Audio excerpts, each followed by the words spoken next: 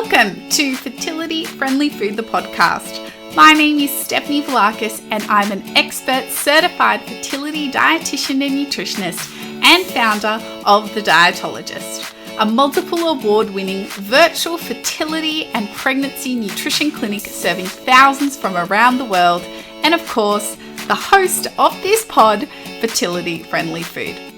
This podcast is dedicated to all things health and nutrition in the world of fertility, reproductive health, and pregnancy. Each week, I bring you practical snack-sized episodes to help improve your lifestyle on your trying to conceive journey, alongside guest expert interviews to help inspire you to learn and grow whilst you grow your family.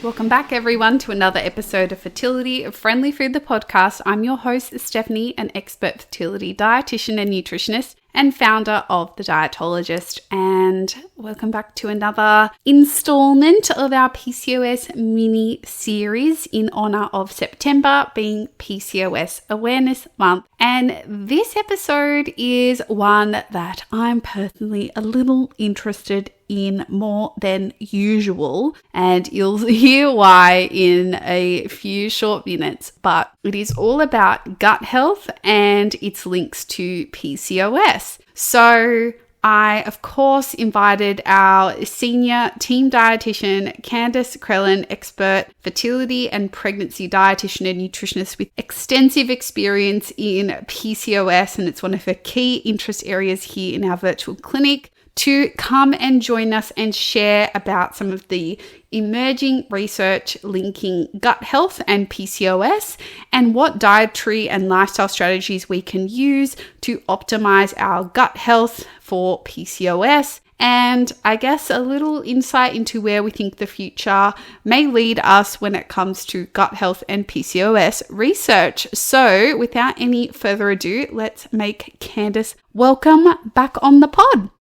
Welcome back, Candice, to another installment in our PCOS mini series. This episode is all about the relationship between the gut microbiome and PCOS. So welcome back, Candice. Thanks, Steph. Thanks for having me back again. It's been great, this little PCOS mini series we've been doing. Yeah, absolutely. Some really great topics. I feel like I could talk about different little areas of PCOS endlessly. So it's nice to have a whole month dedicated to PCOS. So I think for a lot of people, you know, we've seen a lot of emergence of gut health and gut health research and all about the gut microbiome. But perhaps the gut microbiome and its link to PCOS has not received as much attention as perhaps other areas. So first of all, before we dive into the relationship between gut microbiome and PCOS, can we define a little bit what we're talking about when we say the gut microbiome? Because it's thrown around a lot, but we need a definition to start, I feel. It is, definitely. So I guess when we're thinking about it, I think the media kind of use a lot of these terms interchangeably, but if we're talking about gut microflora, we're talking about the actual bacteria that live in the large intestine. And now we know there's billions and billions of these bacteria that are in our intestine. The bacteria basically everywhere in your body, but we're obviously focusing on the gut-related ones today. The gut microbiome, on the other hand, is more about the genetic information that's found inside those microbes. So I think, you know, we do kind of throw around the two together, but it is about the actual bacteria, and then what the genetic makeup of those bacteria is the actual gut microbiome itself. And I guess, yeah, we've had lots and lots of great research coming out, and I think it's definitely going to be a huge area to keep an eye on and watch this space in the future. Yeah, gut microbiome research was only really starting up maybe, when I was at university, they were saying it was new, and that was probably 10 years ago now. And so if we think further back than that, maybe 10, 15 years old, it's super new. And so then we're only really seeing these little tributaries to other areas of health only now, and PCOS being one of them. So obviously the bacteria and other kind of microbes that live in our, dominantly we're talking about large intestine here, have a variety of different roles, but we understand that some profiles or microbiome profiles are more associated with better health and different kind of health markers versus others. Although the specificity of what is a healthy gut microbiome, they don't seem to really understand. So what is the link so far between the gut microbiome and PCOS specifically? Yeah, so I think we have seen that women with PCOS will have some changes or some alterations in their gut microbiome. So, while we don't have a definition of what is normal, we certainly know there's some species of gut microbiome that are helpful and others that, I guess, potentially not harmful, but they're linked to kind of worse sort of health outcomes and medical conditions and the like. So what we see with PCOS is that we do have some slightly lower beneficial bacteria and perhaps a little bit of overpopulation of some of those less helpful bacteria. Now, I guess it's a little bit chicken and egg. We don't know at this stage, whether PCOS is affecting the microbiome or whether the microbiome is, influencing the PCOS. We think it's a little bit of both, but we're still kind of learning all the mechanisms at this stage. So it's a little bit of a watch this space, and we'll probably have a bit more clarity about this over the years. But the important point is that there's alterations in the gut microbiome with PCOS, and that's what we can address now. Yeah, absolutely. And for those who don't know, I am an absolute microbiology nerd. Mostly because it was almost my major in my undergrad degree. So microbiome stuff really interests me. Although I don't work exclusively in the gut health space, I do just have a real passion for microbiome related research and its role in different health concerns. And some of the interesting stuff that I have read about, which is very new research just the last few years, that there's some suggestion in the studies that other related concerns like insulin resistance or using hormonal contraceptives, pills to quote unquote manage PCOS, and of course, different amounts of body fat and body weight can all affect the composition and diversity of the gut microbiome in those with PCOS. And the best way to kind of know what's going on with gut microbiome kind of research, and this was how we kind of started to understand that the gut microbiome was really related to our physical health and how we felt and disease states and so on, is they usually get what's called a germ-free a mouse, which doesn't have any kind of microbes in it, which is obviously not healthy or good. But what they try and do is, and they then use fecal matter of another mouse that maybe has the target disease and transplants it into the germ-free mouse and observes and sees if it can acquire the same condition or the same symptoms or the same biochemistry markers, the sick mouse, quote unquote sick. I'm obviously oversimplifying here. But there was a mouse model done for the PCOS phenotype, which is the quote unquote disease state. And they did show that with the fecal transplant that there was ovarian dysfunction, immune changes, and insulin resistance in the mouse that received the fecal transplant from somebody with PCOS. So really fascinating to start to see this emergence. Obviously, it has limited applicability when it comes to humans so far, but super interesting to see the emergence of this kind of research and relationship between the gut microbiome and PCOS for sure. Enough about the research, because I could nerd out and talk about it for an hour. What can we do to influence our gut health and our gut microbiome on a practical level?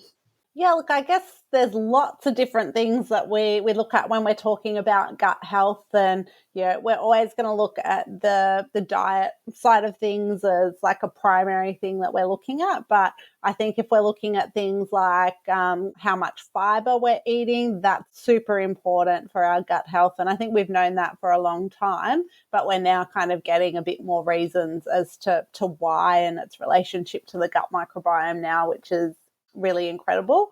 I think the diversity of our diet is really important, in particular, like the number of plant-based foods that we are consuming. And I guess like we've always known like diets like the Mediterranean diet, where there's lots of plant diversity, have some really good health benefits. And I guess, we can start to predict that some of the reasons why that might be is because of the positive influence on the gut microbiome too. So looking at kind of the variety in our diet is super important too. We've got things like fermented foods now. So we can look at our intake of things like our kombuchas and kimchis and sauerkrauts and those types of things. And we know that there's definitely lots of health benefits to including some of those in the diet.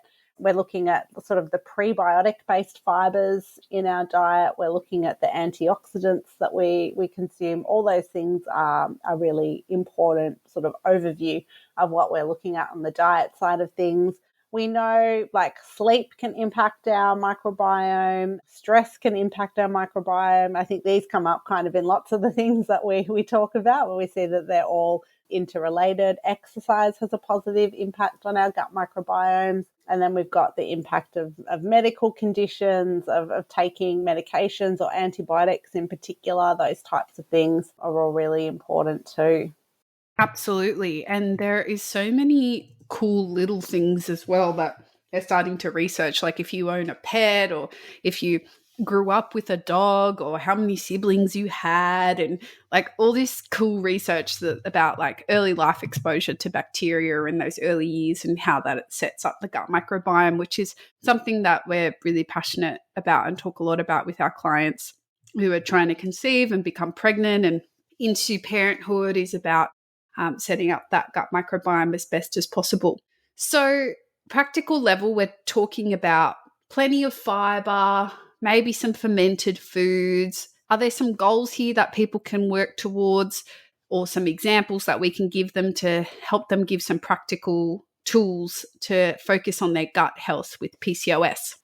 Yeah, definitely. I guess one of the very simple ones we use lots with our client base is trying to aim for 30 plus plant foods per week. And so you can do this by like writing down each different kind of plant-based food that you're eating, and do that over a week and see how many different plants you're actually consuming. So, sometimes we see people that have exactly the same breakfast every day, exactly the same lunch every day. And while they might be eating really healthy choices, they're just not getting the diversity because of the repetition in the diet. And so, we can do something really simple. Like if you think about having a bowl of oats, so some porridge for breakfast, you might just have, some porridge and some milk, and you've got one plant being the oats in that there. If you then looked at, well, how can I increase the plant diversity? You might think, I'll add some mixed berries into that. And then you might have 3 or 4 more plants in there just by choosing different types of berries. You might add some cinnamon for some flavor, and then you've got another one there too. You might add some chia seeds in there, and then we've got another plant as well. So it's just thinking about where can we incorporate more different types of foods into our diet. If you're not using herbs and spices, can you start adding herbs and spices to your meals, those types of things, and really getting that variety in your diet. And you might keep the same core foods because that's what you like to do, but then it's what can you sprinkle around it to really, flavor things up and give you that diversity. And if you're not getting 30 plus plants per week, it's really important that you start to work towards that. And lots of our clients love this. They find it super practical. We're looking at your fruits, your different kind of fruits, different kind of veggies, different nuts and seeds, herbs and spices, legumes, beans, different whole grains. Like, they're all great foods that people love to eat that we can incorporate. And I think we had that one client, Steph, that took it to 30 plant foods per day. I know. Took it to another level. She really did. And she was like, at first, so shocked. She's like, 30 plants a week, it's so many plants. And keep in mind, yeah. I mean, it's not just fruits and vegetables, right? But it's all about just, it's almost like gamifying, trying to get more variety, and then people kind of enjoy that challenge. And the other thing is it kind of flips on its head. There's always this idea of cutting out foods or what should we be subtracting, but instead it's an additive approach. And I think people find that quite refreshing and enjoyable. Yeah, exactly right. Exactly right. What about foods that are rich in probiotics like yogurt or sauerkraut or kimchi? Should people be aiming to include more of those as well for their gut health?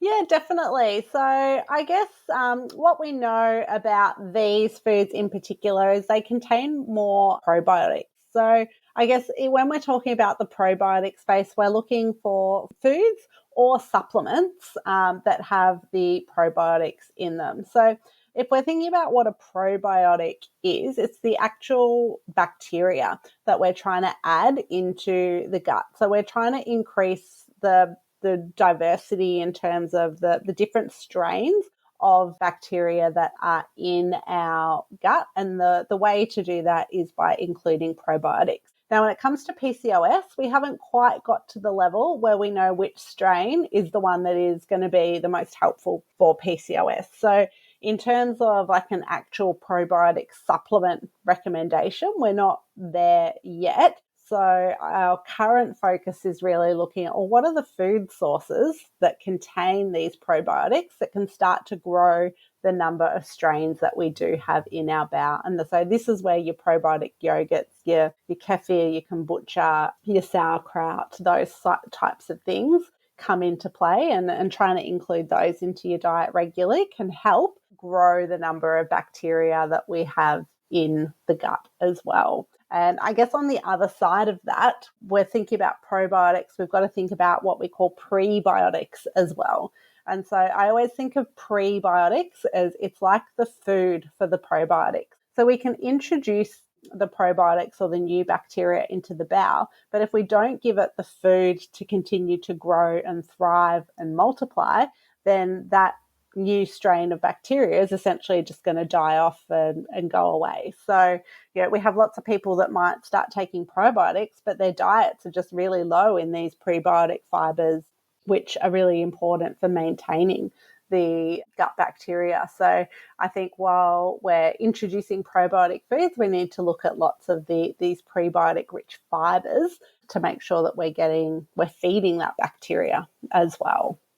Yeah, absolutely. And I think the tricky thing about fermented foods is people are always asking for like how much and how often, and it's kind of tricky to actually give specific advice around that.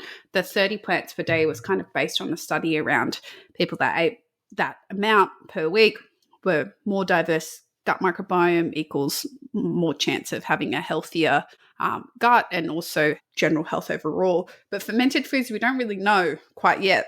So the general recommendation is little often, like a small amount often, rather than like binging on like a significant amount of yogurt or kombucha or kefir or something like that in one go and trying to get it all in one day or something like that. But rather a small amount often is probably best. The other thing that I always like to mention as well is often when we talk about endometriosis, there's a lot of conversation around irritable bowel syndrome and IBS. And the same is kind of true for PCOS, not at exactly the same level, but a 2010 study showed a link between PCOS and IBS. With those with PCOS, 42% of those with PCOS also had IBS, and that's compared to the normal rate amongst females of 10% IBS, so 32% higher, which is quite significantly higher. Now, PCOS is not technically characterized by the gut symptoms, so symptoms like bloating, abdominal cramping, constipation, diarrhea, or a bit of both, or excess wind. But it's really interesting to note, and maybe this is that kind of link starting to emerge, is it these differences in the gut microbiome? Is it those differences that change the way that they digest certain foods and that's causing the symptoms?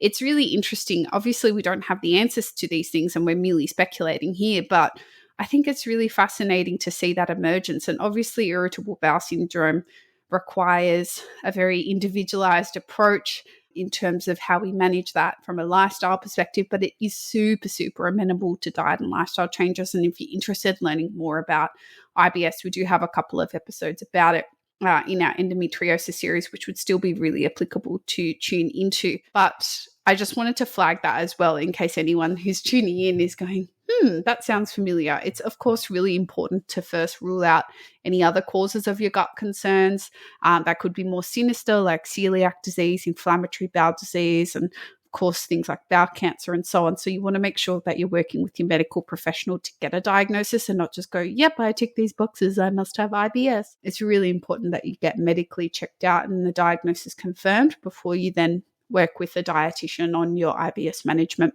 and also prioritizing that gut health whilst you're going through IBS nutritional management can be such a delicate balance. So it's really best left to the professionals, because it can certainly set you up for worse gut symptoms in the long run if you try and navigate it solo, particularly if it involves any kind of dietary eliminations or restrictions. So yeah, I just wanted to note that as well. So Candice, what are your take-home messages for those who are listening in, who maybe have never thought about their gut health in relation to their PCOS before and are going, maybe I need to think about this a little more? What would be your key take-home messages for them? Yeah, I think certainly starting to pay attention to some of those things that you get. But I'd say number one is to work on that plant diversity. So, start creating that list of how many plant-based foods you are having each week and really aiming for that 30 plus plants. And then looking at where you can potentially include more of those prebiotic and probiotic-based foods in your diet as well, just to really work on promoting the growth and keeping those bacteria nice and healthy as well. So these are the best things we can do at this stage. And then, I'm sure we're going to have lots more to add to this over the next couple of years as well. Yeah, we're not at the point yet where we can prescribe a probiotic and know that it's going to change your PCOS symptoms. I mean, we're not at that stage for a lot of different health concerns, and certainly not PCOS, but we're hopeful that, that kind of level of research and detail and nuance will emerge, but we're just not at that level yet with the science. So it's probably not worth spending your money on a probiotic hoping it'll be the cure-all. In fact, it's probably best you take that money and spend it at the grocery store on some more different types of plants and perhaps a few fermented foods as well. Thank you, Candice, for sharing all about gut health and PCOS with our listeners today. It's always a pleasure. Now, for those of you who haven't already, make sure you head to the link in our show notes and you can apply to work with us one-on-one inside our PCOS nutrition coaching program for next level support that prioritizes both your physical and your mental well-being, as well as managing your PCOS symptoms, including insulin resistance, lowering your androgens, any gut health symptoms, of course, as well as regulating and tracking your cycle properly. So if you'd like to work with Candice or anyone of the dietologist team, the link is always in the show notes for you to hop on and fill in a quick form. And we can't wait to hear from you really soon. Thanks again, Candice. Thank you. See you next time. Thank you for tuning in to this episode of our PCOS mini series. I hope you enjoyed it. If you did, don't forget to leave us a 5-star rating and review on Apple Podcasts and mention the PCOS mini series. That really does help us get to know what you'd like and what we can create more of for you. And of course, you can also leave us a 5-star rating on Spotify too. These mean the absolute world to us. So please, please, please take 5 seconds to go ahead and leave us a rating and review, and hit follow on your current podcast streaming platform and share it with a fellow PCOS bestie, your sister, your family member, your partner, or just share it to your socials and give us a tag at @the_dietologist. Until next time, everyone. Bye. Just quickly, are you currently trying to conceive, or are you on a fertility journey? If so, you can feel like there are 101 things you could or should be doing when it comes to your preconception or fertility health. It's easy to get overwhelmed really quickly. This is exactly why we created our preconception lifestyle checklist. It's 1 page for you and 1 page for your partner, categorized into supplements, diet, lifestyle, and environmental factors, and we focus on the low-hanging fruit. These are simple but effective strategies known to help improve your health and well-being for fertility and also for a healthy pregnancy and a healthy baby too. Over 5,000 people have downloaded it already. Do you want your free copy too? Head to the link in the show notes now to swipe your free checklist. Okay, let's get into today's episode.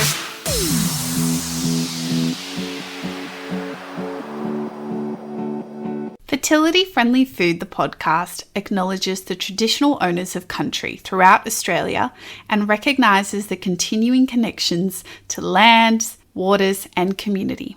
we pay our respects to First Nation cultures and to the elders past, present and emerging, and extend that respect to all First Nations people tuning in today.